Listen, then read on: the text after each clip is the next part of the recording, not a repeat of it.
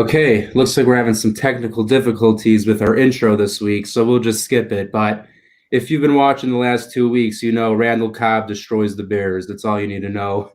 But today we're back with another episode of Open Book.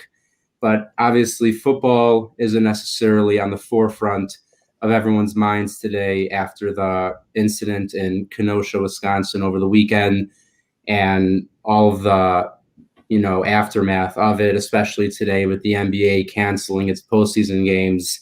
And Zach, I guess I just want to know, your thoughts on just this whole situation going around America and how it pertains to sports and how much bigger it is than sports, and how you think it's all gonna, affect everything.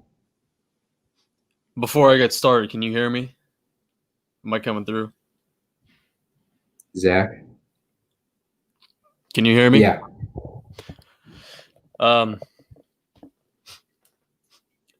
Well, yeah, I was, Yeah. Wow, this is really laggy. I've been very vocal about everything that's happening surrounding Jacob Blake and, everything the Bucks are doing right now. And, we're seeing it kind of spitball into a larger effect across the NBA right now. They canceled games all across the rest of the day. The Thunder and Rockets are supposed to play the Lakers and Trailblazers later tonight. And they're speaking out. They're hoping for a larger effect, and this is supposed to just kind of create a much larger impact to hopefully, attack the system that's in place. They're trying to impact the system that's in place right now. And as you've heard Aaron Rodgers say, Matt LaFleur say, this is a bigger issue than football. This is going beyond basketball, as the players are showing. This is a systemic issue that needs to be attacked from the roots, and they're trying to do that by boycotting these games. And it's so far it's working. I mean, I don't know what's going on with the Brewers right now, but apparently the Brewers are planning on not playing. That was the last report I saw. I'm not entirely sure, but yeah, as you said, it wouldn't be right if we started the show without at least using our platform to say something about this, because it's a huge issue right now, and it has been for a long time.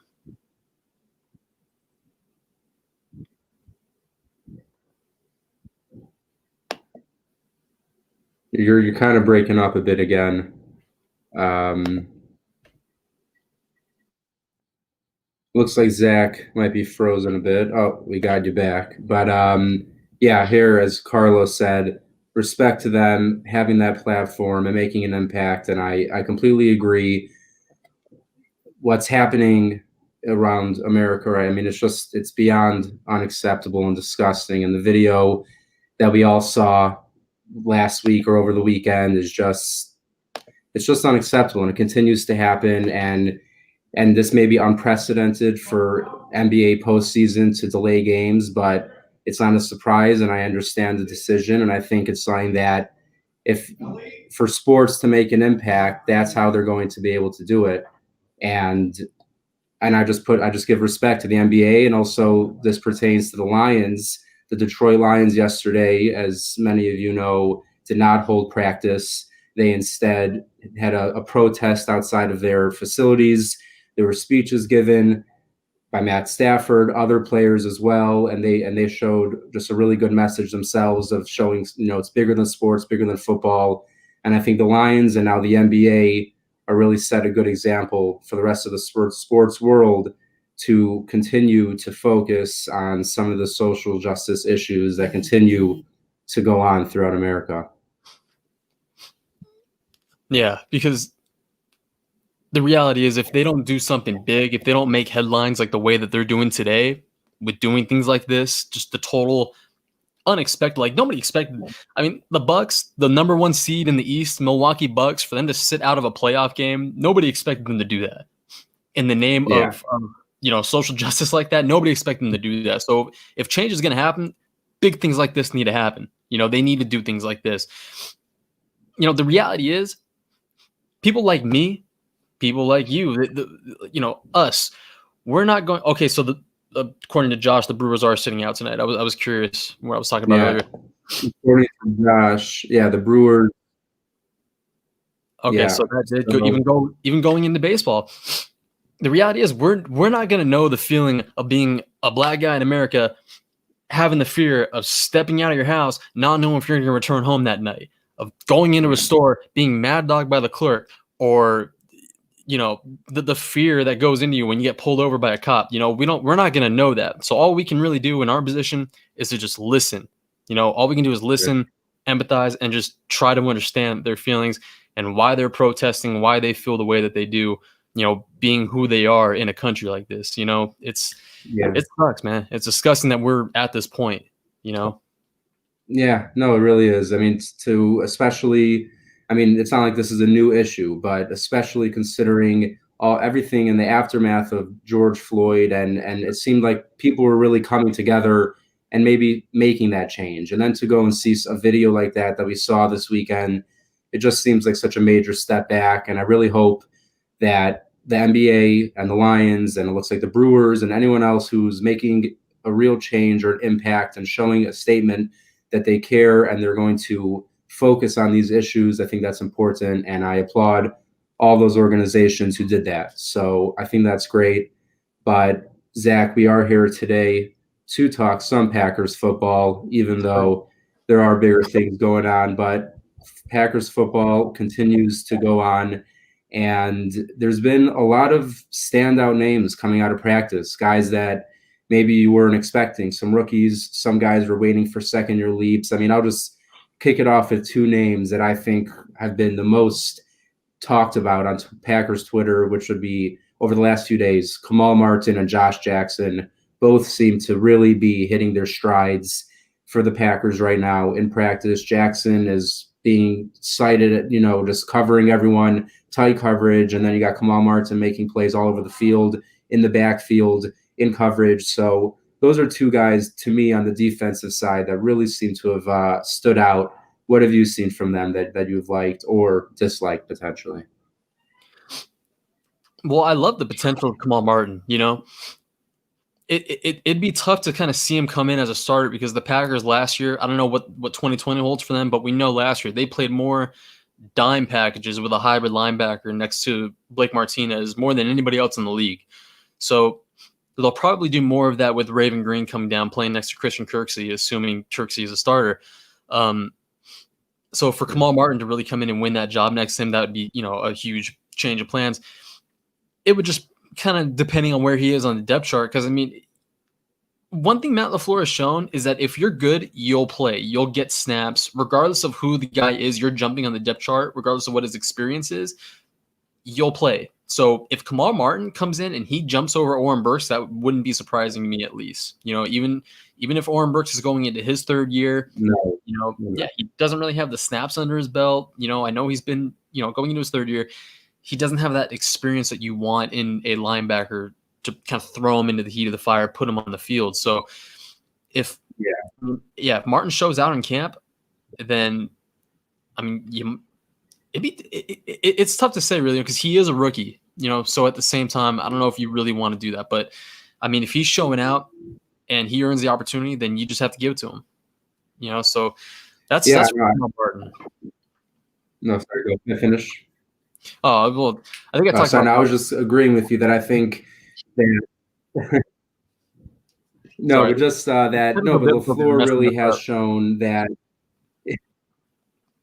we are dealing with some kind of technical difficulty. Hopefully we'll be able to make it through. But yeah, I mean, Kamal Martin, I mean, Oren Burks, what really has he shown that will make him a clear starter over Martin? I mean, it's not like he's had that many NFL snaps either. So while I do think it's more likely to be someone like Raven Green who comes down in that hybrid role, but like we discussed, I believe last week on the show, Kamal Martin has that speed, length that is kind of the hybrid you're looking for, similar to Raven Green. So I think Kamal Martin, if he continues to show that he can do this, he can step in and potentially win that job as the hybrid linebacker.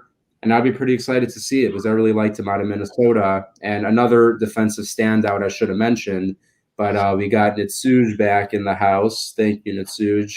But he wants to know the advantages and disadvantages of Rashawn Gary shredding some pounds. So, I mean, to me, I see it mostly as an advantage because the Packers made it pretty clear when they drafted him that they were going to try to use him almost exclusively on the outside as a stand-up linebacker, which at the time was a little bit confusing considering his past at Michigan. But regardless, that was their plan. And if your plan is to be an outside linebacker, shedding some pounds is not a bad idea. Obviously, slimming down, getting fast, getting lean, being able to bend, giving you all that athleticism. So I love that. If in week one Gary's putting his hand in the ground, then I would be pretty surprised at why he cut this weight and all that. But assuming we see him lined up on the outside the majority of the time, I think him losing weight is terrific, and I think he looks awesome. But what do you think, Zach? No, I agree, because especially, even coming out of Michigan, his best traits were his speed. That was it. He wasn't always he wasn't a bull rusher. He wasn't going to barrel into you and win his one-on-one battles with brute force. He was always going to win his battles with speed off the edge. Yeah. So we even saw some of that last year as a rookie. So him shedding pounds, if it makes him faster, if it makes him leaner, if it makes him more agile, then yeah, absolutely. I mean, they wouldn't instruct him to shed pounds if they thought it was going to be, a disadvantage for him, of course. So yeah, I think definitely that's going to be a huge benefit for him.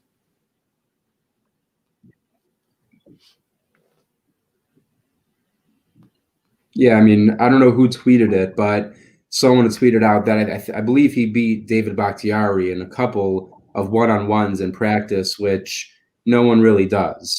So I'm really excited about Gary for year two. I really think he's the kind of guy, and people said it by the draft, that he had this boom or bust factor, especially when you were thinking about the injury he was dealing with around draft time. But I really do think Rashawn Gary this year could be a key to the defense, going from good to elite of the elite. If he lives up to the number 12 pick and is just a beast, and I really think he could be, the way he's practicing, the way he looks, I'm really excited about it. And just out of curiosity, if Gary steps up and he shows he needs to be on the field more, how do you think you handle the Smiths then? In my personal opinion, I would kick Za'Darius inside, let him rush with one hand in the ground, because he's shown he can do that, I think, a bit better than Preston.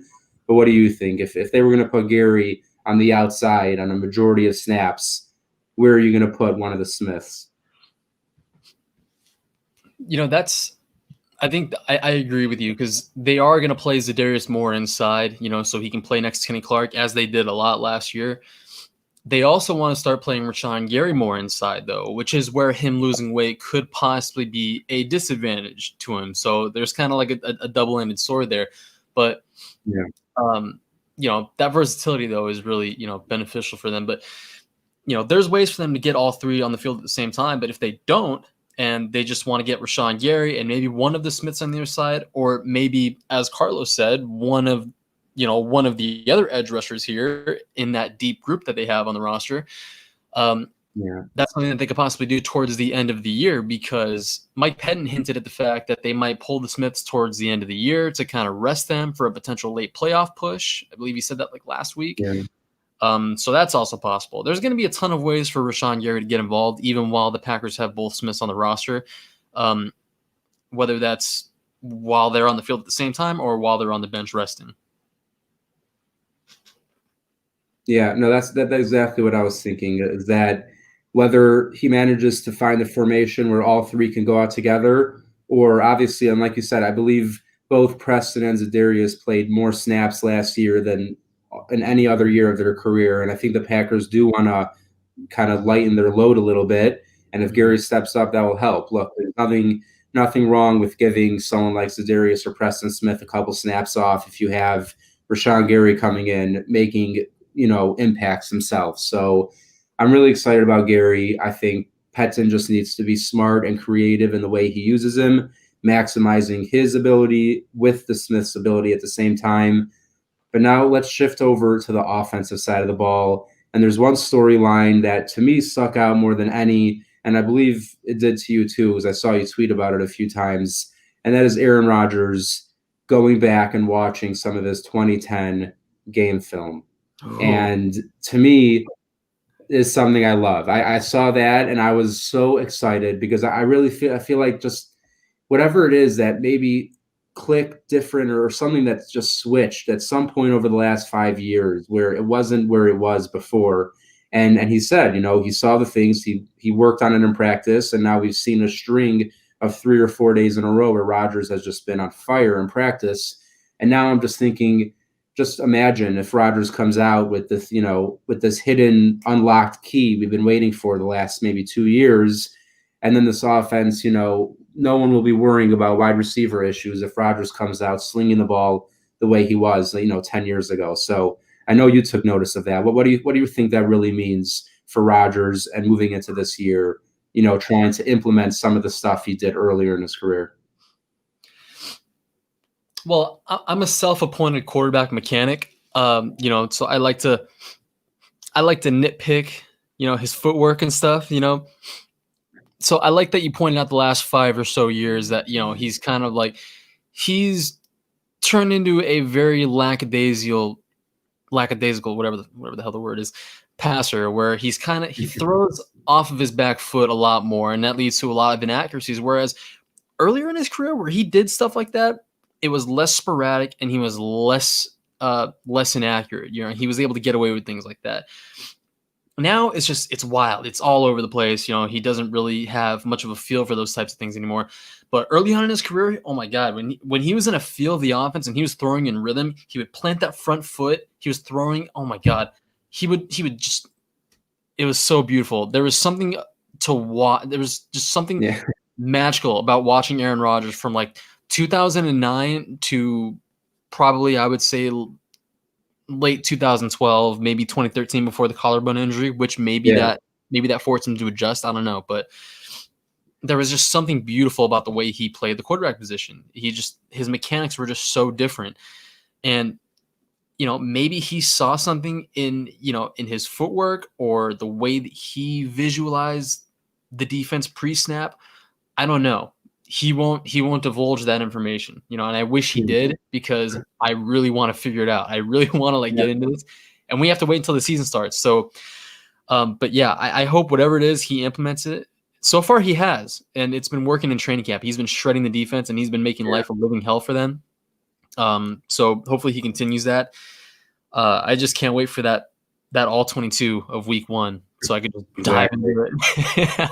Yeah, I mean, and then, like what you said with the, lackadaisical, or again, I don't even know how that word goes, but it's a weird word, man. But yeah, it is a weird word, but we all know how talented he is. And I think in a way he's allowed himself to know that he is of the greatest passers of the football ever. And it has allowed himself to, let's just be real. I mean, at times just seems a little bit, fancy, finesse, pretty. I'll do it off my back foot, falling away a little bit, when in reality, you probably could have stepped in and ensured that it's an accurate throw, as opposed to, doing the flick of the wrist. And that's nice to watch.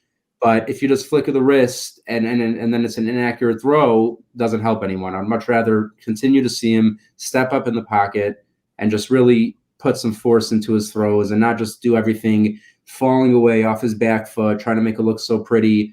Like, everyone knows you're the best quarterback in the league, so now just play it and do it. So that's my opinion on it. But we have a question here from Aaron.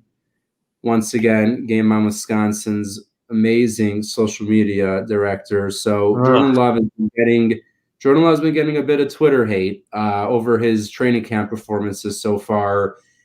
How do you look at that? How do you evaluate a rookie, especially a rookie quarterback, early on in his practice sessions and no preseason games? So how much stock do you take in Love's current performance right now?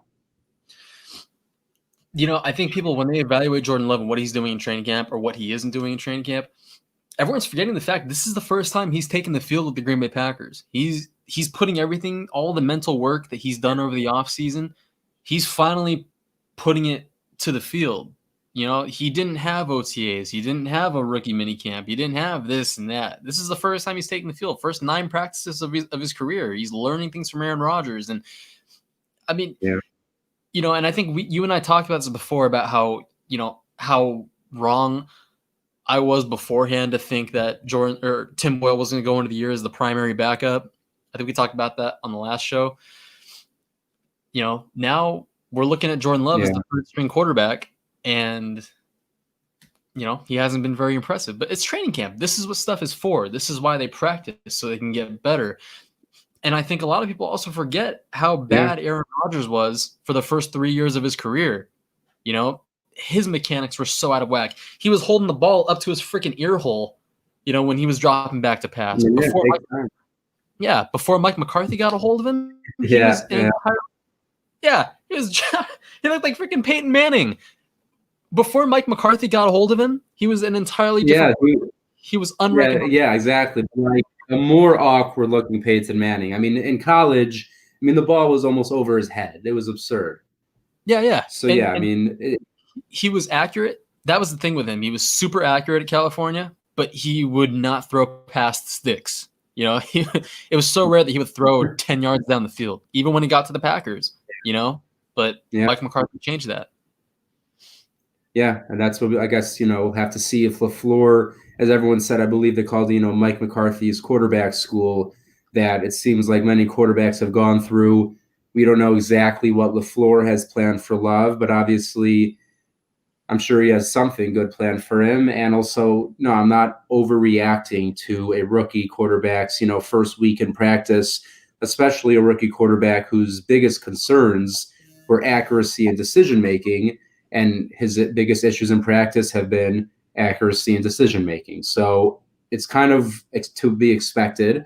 Obviously, we want to see it improved as the year goes on. But if all goes right, we're not going to see Jordan Love take a single snap this year unless it's maybe a couple knees or a handoff at the end of a game. So we probably won't know. But I think the Packers are going to need to put him in situations in practice so they can know that he's the guy whenever they either have to decide he's the guy or he's not the guy, and we're sticking with Rodgers. But with no preseason this year and the doubt of him playing, I really do think practice will be key, though, for him to show that he could take his game to the next level. But speaking of staying on the offensive side of the ball, so we talked about Robert Tonyan last week as a surprise training camp standout. So Nitsuj wants to know, if he can stick around as the tight end one all year, or is Sternberger eventually going to take that spot? So Zach, why don't you kick us off at that one? How do you see, week 17 ends, who's tight end one on the Packers? Who has the most receiving yards? Who is the clear best tight end on the Packers? Sternberger season, baby. I'm riding Sternberger train all through the year. Don't get me wrong. Hi, Blake. Sorry. Blake has officially entered the chat. Now it's real, guys. Now it's real. Don't get me wrong. I like Robert Tonyan physically. I like what he could possibly do, with Matt LaFleur's offense. But the Packers invested a third-round pick in Jason Sternberger. I like what he showed in the NFC Championship game and that touchdown that I've talked to you about 30 times already. Oh, wow. Everything cut out for a second. Wow, that was scary. Sorry. The technical difficulties are messing me up. Yeah. I don't see Jay Sternberger having a huge year. I think when I did my super early stat predictions, I did probably 300 yards for Sternberger. He's not going to be some statistical dynamo at tight end because he's still mastering the tight end position. It's a hard position to learn and probably the hardest on offense. So I think he'll do enough where he's gradually fitting into the role and he'll gradually lean into that tight end one role, especially when he's in practice and he's leveling guys and he's showing that he's willing to block. That's a huge component to this offense. When you're willing and blocking as a tight end, for Matt LaFleur and that matters. Yeah, that definitely matters. And Jimmy Graham wasn't willing to do that. So right now, Jay Sternberger, he's moving up. He's moving up in the world. Yeah. No, I've been riding the Sternberger train since they drafted him. Honestly, I remember when they picked him, and I was a bit thrown off at first because I wasn't people talked about tight end, but I didn't really think they were going to do it. But then I watched more of his film, and I'm sure by now everyone has seen some of the plays he's made in college, literally dragging players 20 yards down the field, leaping over guys for catches. It's not, and that's the thing, it's not all strength, it's not all speed, it's not all hands. He really is the total package. He could block, he could catch, And when I look at him running with the ball after the catch, and I know this, I'm not comparing him to George Kittle, but that's the kind of guy I see. I mean, he's fast, he's stiff arms, he's strong. There's no way one safety is going to go and tackle Sternberger in the open field. I mean, he might drag him for 10 yards, but he's not getting stopped by one guy. You're going to have to gang tackle Sternberger in the open field. He's someone I am really, really excited about. And I mean, that just kind of goes right in. I mean, the 21, 12, 22 sets, all very tight end heavy. And I mean, yeah, that's that. I would very much expect the Packers to be running a ton of 2 tight end sets, maybe even 3. They have the depth, and the wide receiver position is obviously where the wide receiver position is at. So again, it doesn't matter if it's a wide receiver, a tight end, a running back. It doesn't matter who's getting the production. As long as production is being made and touchdowns are being scored, they're fine. So if that means Devontae Adams is going to catch 12 touchdowns and no receiver will catch more than 2, but Sternberger catches 10 and DeGuara catches 4, whatever it is, like, I'm fine with that. I don't care where it comes from. It just comes up to LaFleur being able to put his most talented players in the best position to succeed. But in your opinion, Zach, I mean, right? I mean, I would imagine you agree that we're expecting a lot of tight end heavy sets this year. Yeah, actually, I did a story on that about like 2 or 3 months ago. I think it was about 12 personnel. Yeah, and none of this is even including Mercedes Lewis. Who Exactly. still showed. We've just been overlooking him, but he's still there. Yeah, he still showed last year that he's still got some gas in the tank. So as a blocker, he can still get out and run. He can still get out and catch. I remember that one catch against the Lions on Monday Night Football. I think it was a crazy, insane throw.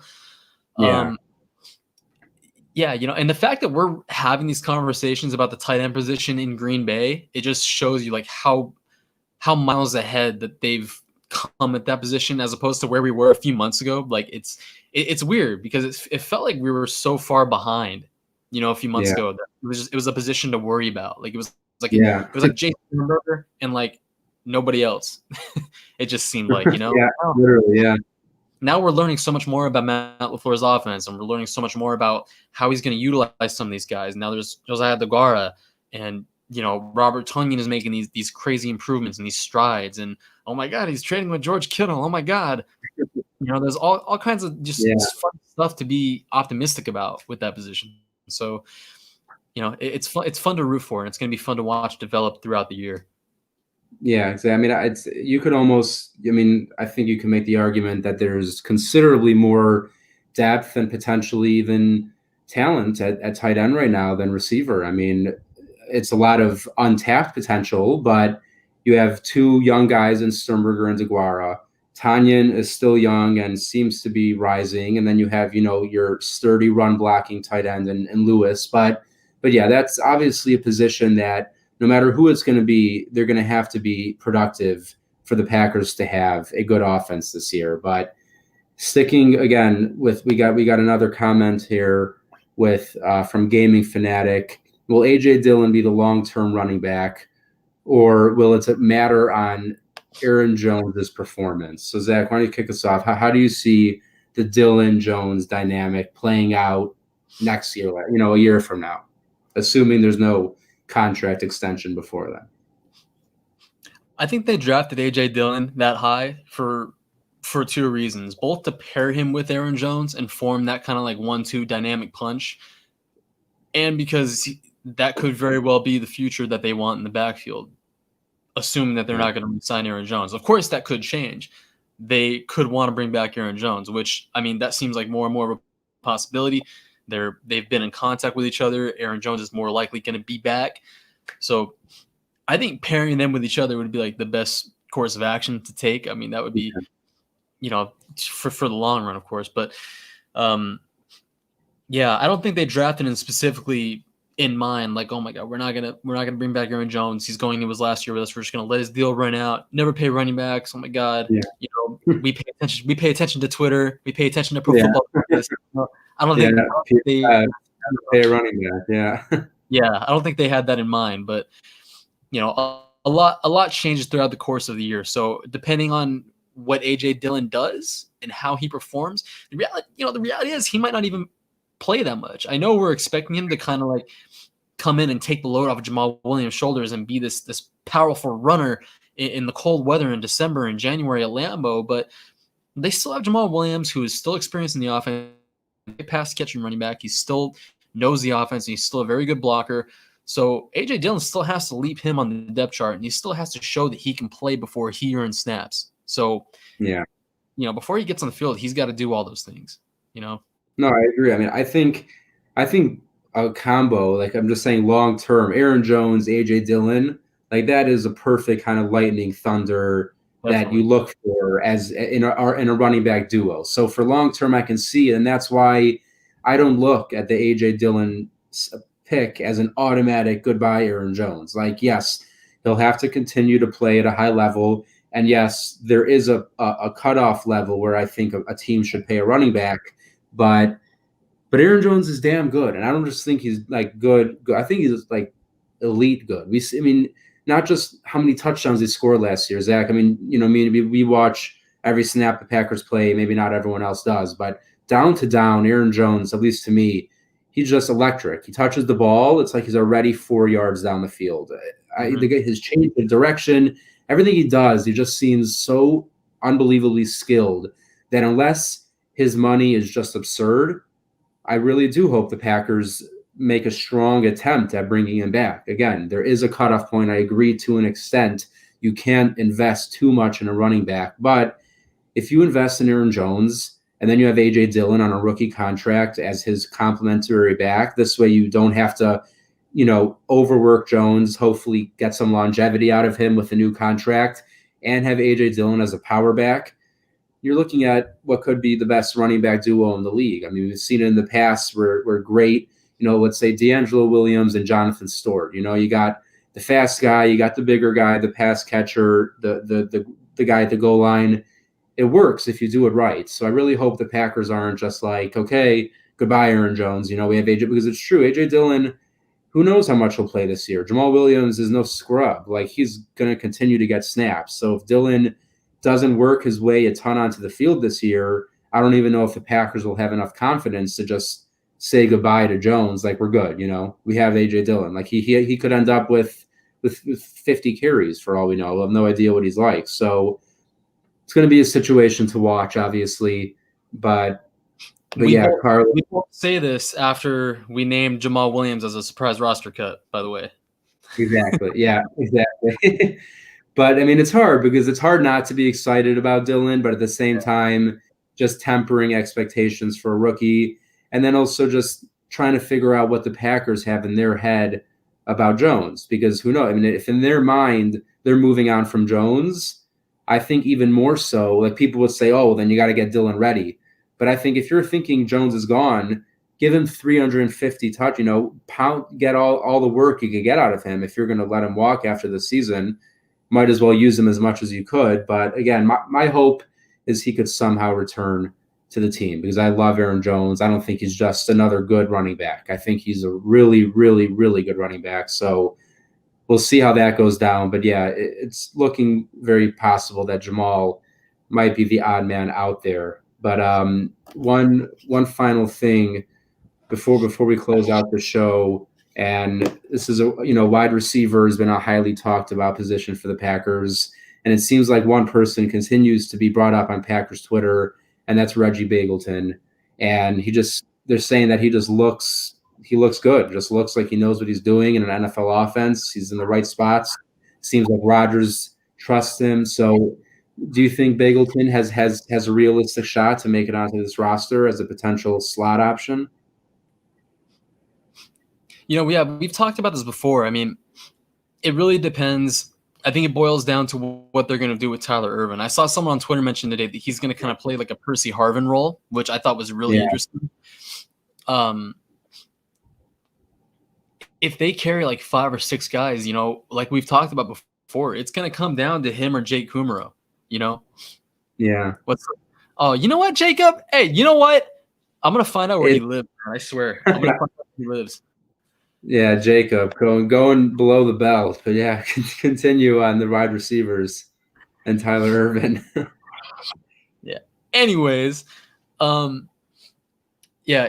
going to come down to what how many guys they carry into the season. But Reggie Begelton, I think so far in camp, I mean, ever since that video came where the ball's coming at him from Aaron Rodgers before he even turns his back, Yeah, and it's kind of like it's not a back shoulder throw, but like it's that timing that you look for and timing. that Aaron Rodgers look for from his receivers.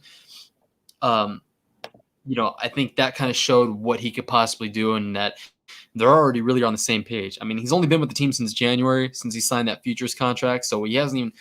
This is really one of his first times taking the field with the team too. Because of the offense. So, I think he probably fits the role of he probably fits the role best as a slot receiver more than anybody on the roster right now. More than a lot of those guys. So, Yeah, yeah. Wow, this is breaking up really I bad. mean, that's how I see it for him. I mean, I just think he just looks like a slot. I just think I don't know why. It kind of like reminds me of Cobb, or just like someone that Rodgers would be able to have that safety net underneath, and it might just be one clip, but exactly like you said, trust is so important to Rodgers and his receivers, and making a throw like that. I mean, Bagleton not only didn't make his cut, he didn't even make the turn to make his cut, and that ball was already out, and he turned to hit him right in the chest. You see the timing is there. But real quick, just to touch on Tyler Ervin, yeah, he's someone who's been all over Twitter, it seems like, for the Packers practices. And we talked about him a bit last week, I believe, but I really, really hope he makes the roster. We know what he did as a return man last year. And if they're going to go and change him to wide receiver full time, then who knows? Maybe he can make that impact out of the slot. We saw him with the ball in his hands last year being very dynamic. So I like Ervin a lot. And even if it's just as a returning role, I really hope they bring him back, because you see, I mean, last year, -8 yards punt returns through 12 weeks is so beyond disgusting and unacceptable. Irvin outdid that in one punt return. Irvin outdid 12 games of punt returns. So I think Irvin is a priority.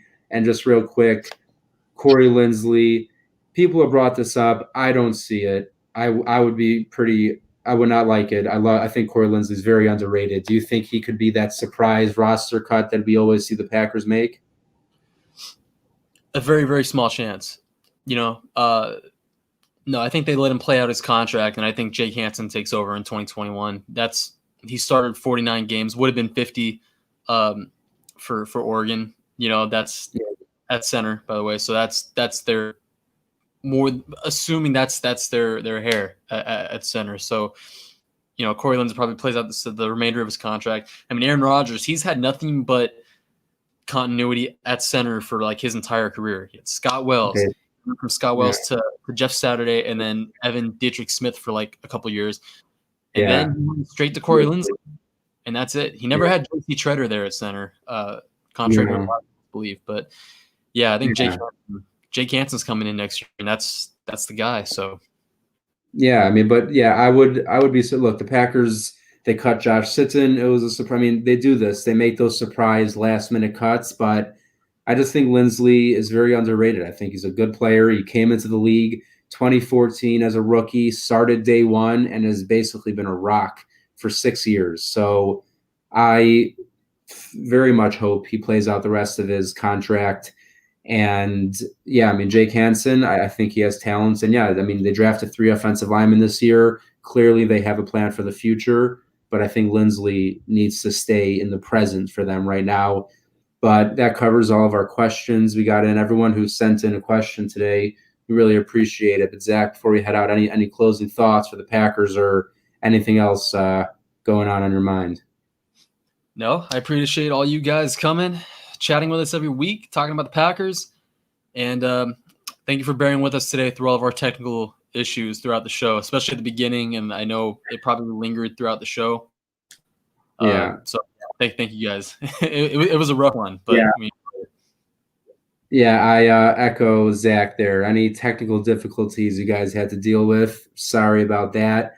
But real quick, if you want to find Zach on Twitter, here is his handle. It's Zachariah J. It could change at any moment. Who knows with Twitter police nowadays.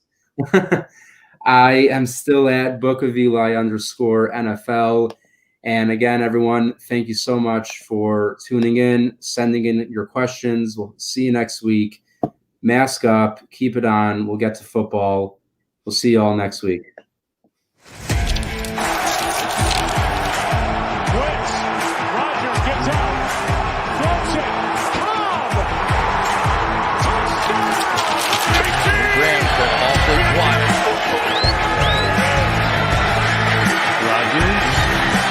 Surveying, fires, that's caught. Randall Cobb into Chicago territory. Randall Cobb inside the 20-yard line. Randall Cobb is going to score.